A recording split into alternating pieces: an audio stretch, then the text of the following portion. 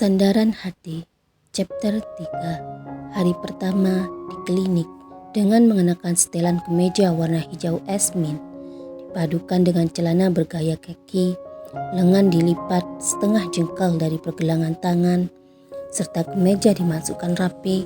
Cassandra pun siap pergi meski Farshad belumlah datang. Ia toleh arloji memastikan jam, tidak pernah tepat waktu, empatnya. Dalam penantiannya, tiba-tiba sebuah dering ponsel menyita perhatian. Lekas ia rogoh ponsel dari saku celana.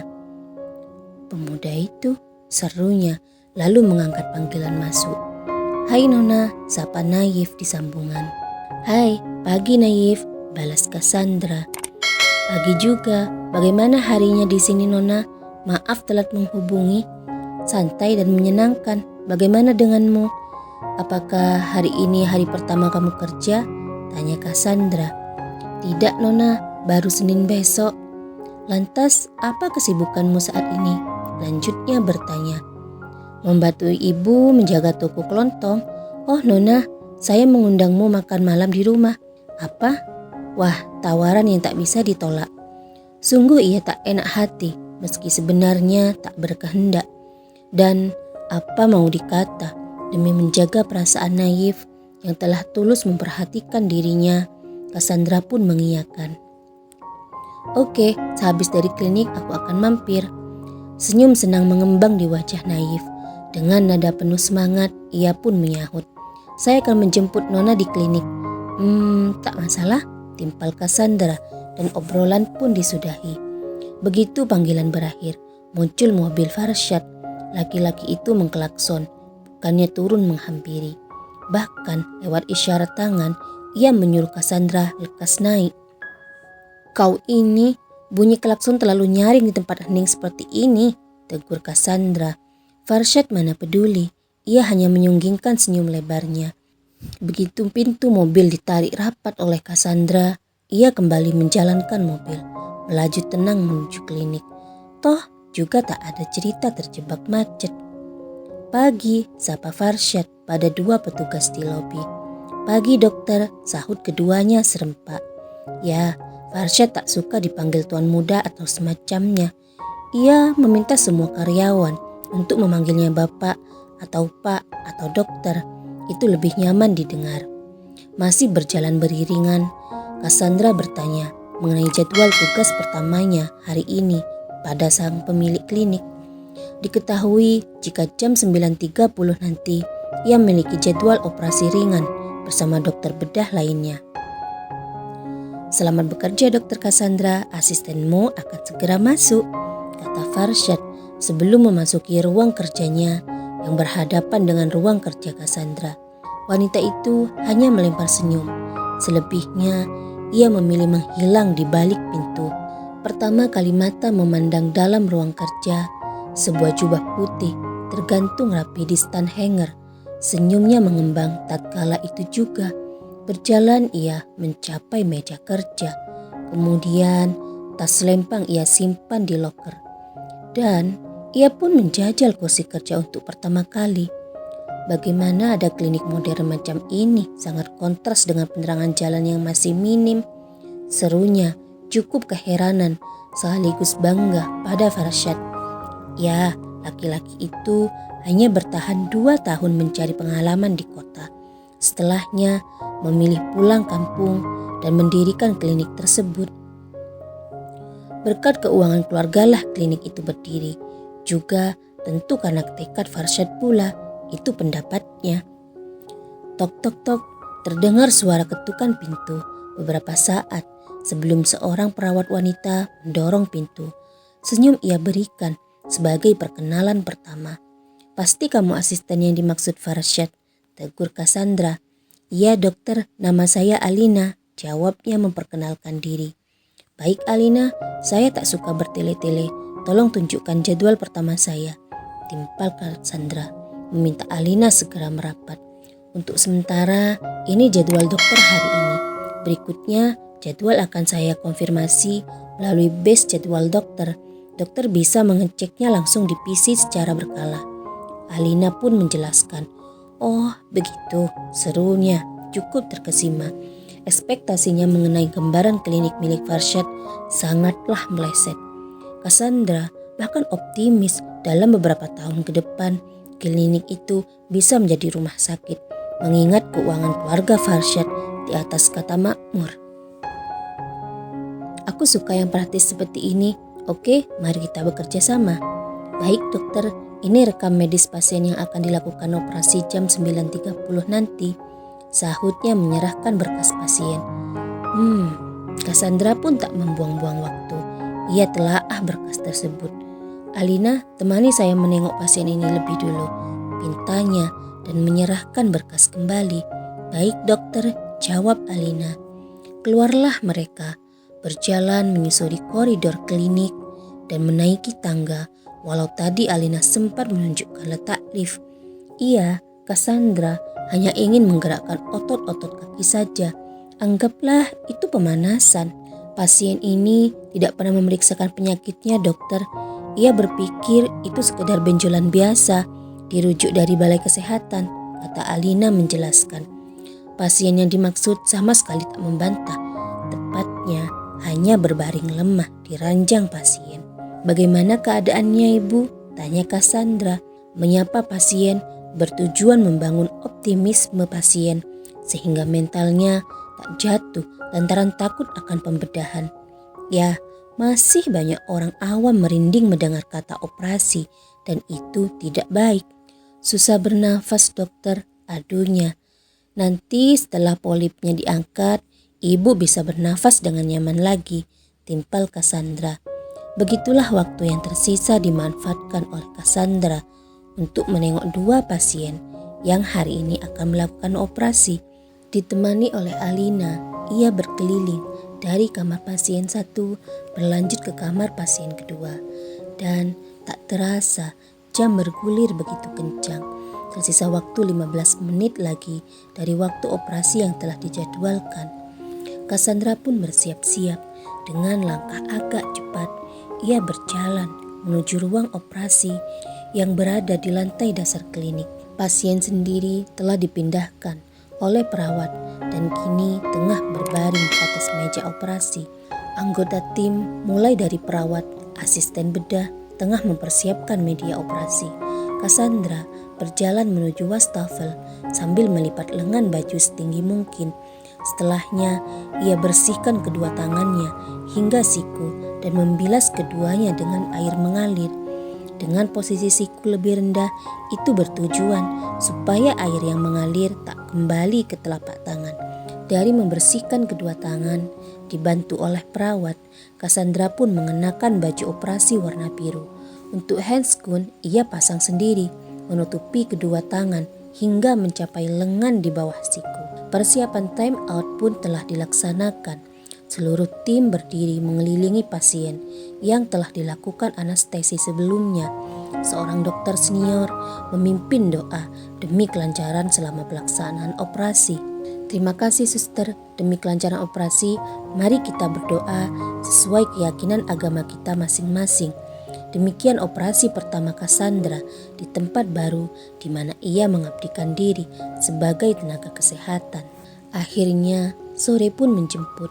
Cassandra yang tak memiliki jadwal lagi di malam hari memilih meninggalkan klinik lebih cepat. Itu lantaran ia mendapat undangan makan malam dari Naif. Merasa tidak sopan meninggalkan klinik tanpa pamit. Terlebih di hari pertama kerja, Cassandra temui Farshad di ruang kerjanya. Ia ketuk pintu 2 kali sebelum menerobos masuk. Beruntung pria itu tak kemana-mana, tengah duduk menatap layar PC. Oh, apa ada sesuatu? Farshad melempar tanya, begitu dua matanya mendapati Cassandra menerobos masuk. Aku sudah tak memiliki jadwal lagi, ungkapnya, tak langsung berbicara ke inti. Lantas, dua alis Farshad terangkat bersamaan dengan kedua alisnya yang saling terpaut. Itu Naif mengundangku makan malam di rumahnya, jawab Cassandra, maksud meminta izin. Oke, harus aku jemput nanti di rumah pemuda itu? Tak perlu, ia memiliki motor, tolak Cassandra. Oke, salamku pada pemuda itu, timpal Farshad. Cassandra pun lekas berlalu dari ruang kerja itu, berjalan tenang menyusuri koridor klinik. Sesekali ia tak segan menyapa perawat atau karyawan yang berpapasan dengannya. Pasien pun juga ia sapa. Di luar, Naif telah sampai di klinik dengan mengendarai motor. Ia parkir motor itu segera dan menunggu Cassandra di luar lobi. Sepertinya pemuda itu tak memiliki kepercayaan diri untuk masuk, menunggu di dalam. "Nona," seketika Naif melambaikan tangan saat Cassandra muncul di penglihatan. Cassandra pun mempercepat langkah kaki. "Sepertinya kau memiliki banyak waktu luang ya," sindir Cassandra. "Setidaknya hingga besok, Senin aku akan memiliki kesibukan." "Oh, let's go." Sekedar informasi, helm tak berlaku di sana. Dan sepertinya banyak penduduk yang tak memiliki helm atau mungkin menyimpan helm mereka. Juga jika dicermati, motor cukup jarang ditemukan. Mungkin dikarenakan mata pencarian mereka berladang, berkebun atau beternak, sehingga kendaraan tak menjadi jantung kebutuhan. Lantas dengan apa mereka mengangkut hasil bumi? Kendaraan roda 4 seperti pickup atau truk lebih banyak dijumpai. "Naif, apa rumahmu jauh dari klinik?" tanya Cassandra beberapa saat setelah motor itu keluar dari area klinik. Tidak juga Nona, tapi perkampunganku berada di paling ujung, melewati jalan di pinggir sungai," kata Naif, bersemangat memperkenalkan tanah kelahirannya. "Sepertinya kau sangat bangga pada tempat ini." "Ya, aku rasa itu tidak berlebihan. Tempat ini adalah surga dunia." Mungkin aku sependapat."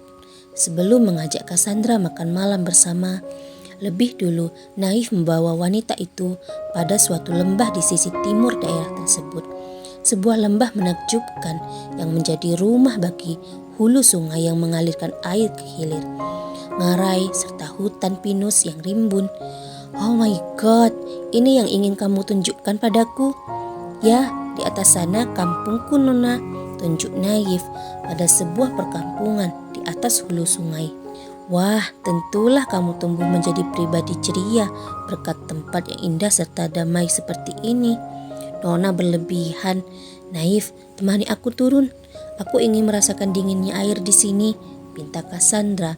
Naif pun datang. Ia ulurkan tangan sebagai pegangan bagi wanita itu menuruni celah bebatuan di pinggir sungai. "Aku rasa kita harus melepas alas kaki kita lebih dulu Nona," kata Naif, merasa kesulitan dengan alas kaki. "Benar juga," timpal Cassandra. Seketika itu ia lepas sepatunya. Kemudian masih dengan berpegangan tangan, ia berjalan di atas bebatuan. "Oh Naif, serasa membuka kulkas," seru Cassandra kala ia rendamkan satu kakinya ke air, menjajal dinginnya air pegunungan. "Saat masih anak-anak, saya selalu mandi di sungai ini Nona." "Oh ya, kenapa sekarang tidak?" "Ah, tentu akan menjadi pusat perhatian wanita di kampung ini," kata Naif tersipu. "Ya, wajahmu cukup lumayan." "Oh Naif, itu apa?" "Ya, sebuah tandon dari semen berbentuk persegi dengan pipa-pipa terpasang di keempat sisi tandon tersebut. Dari tandon permanen itu air dialirkan ke perkampungan. Jadi kita tidak bersusah payah mengangkut air seperti dulu Nona," terang Naif menjelaskan, menjawab rasa penasaran Cassandra. "Wah, kalian dilimpahi air dengan kualitas super." Cassandra mengacungkan dua jempol, teringat dengan kedua orang tuanya yang jauh di sana. Sekedar berbagi kebahagiaan supaya lega hati mereka, Cassandra mengabadikan dirinya lewat kamera ponsel. Ia bagi hasil jepretan itu pada sang ibu, tak lupa membubuhkan kata-kata hangat sebagai pengobat rindu. "Berbagi pada pacarkah Nona?" kata Naif. "Pada ibuku, aku ini wanita bebas Naif." "Oh, aku rasa banyak lelaki mengantri andai Nona membuka hati." "Pasti itu, dan kamu dilarang mengantri," kata Cassandra penutup peluang. "Loh, apa alasannya Nona? Aku kan juga lelaki, tidak buruk rupa pula," protes Naif.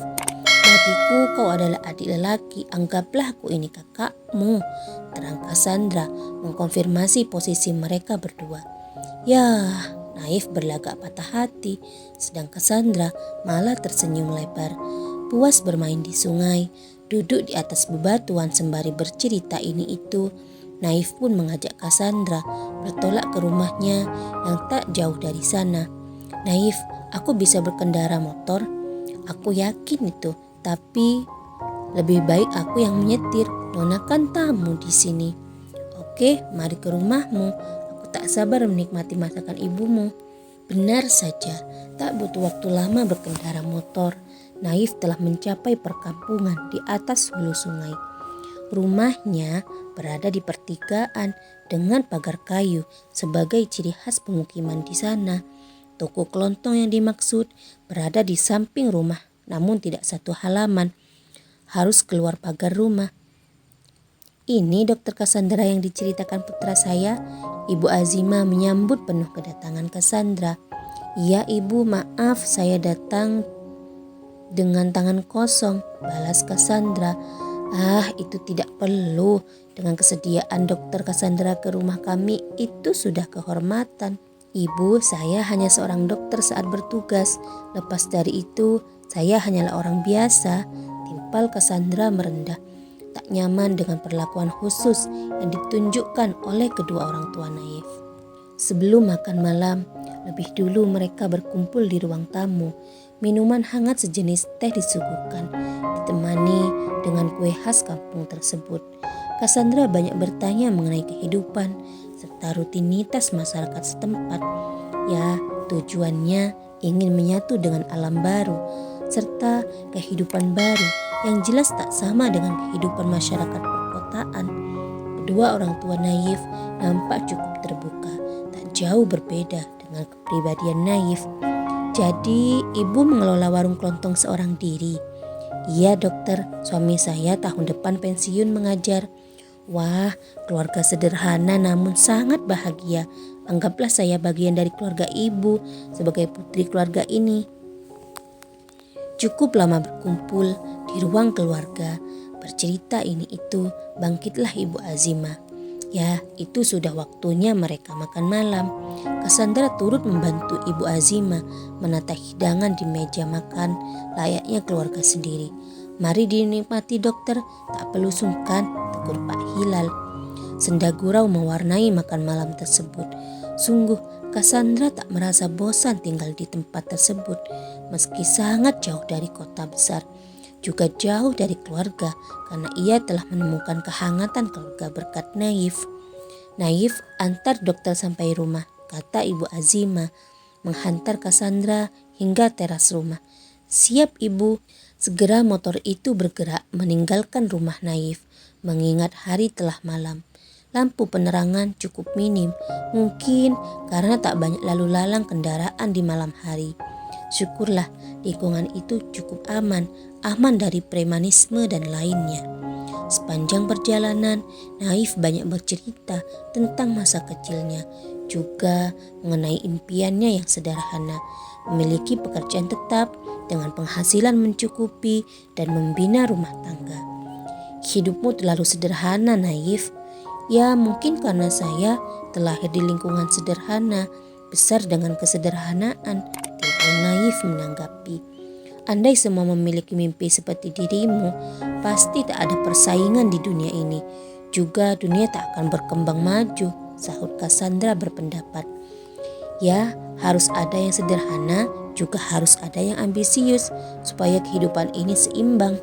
Wah, kata bijakmu akan aku ingat, balas Cassandra dan tersenyum lebar. Menyadari dirinya terlalu bereaksi, Naif malah terkekeh. Jadilah dua orang itu sama-sama tertawa geli. Dan tepat saat itu, dari arah berlawanan, mobil mewah yang sama yang dijumpai di pom bensin kemarin melintas. Mata Cassandra terbeliak tak percaya.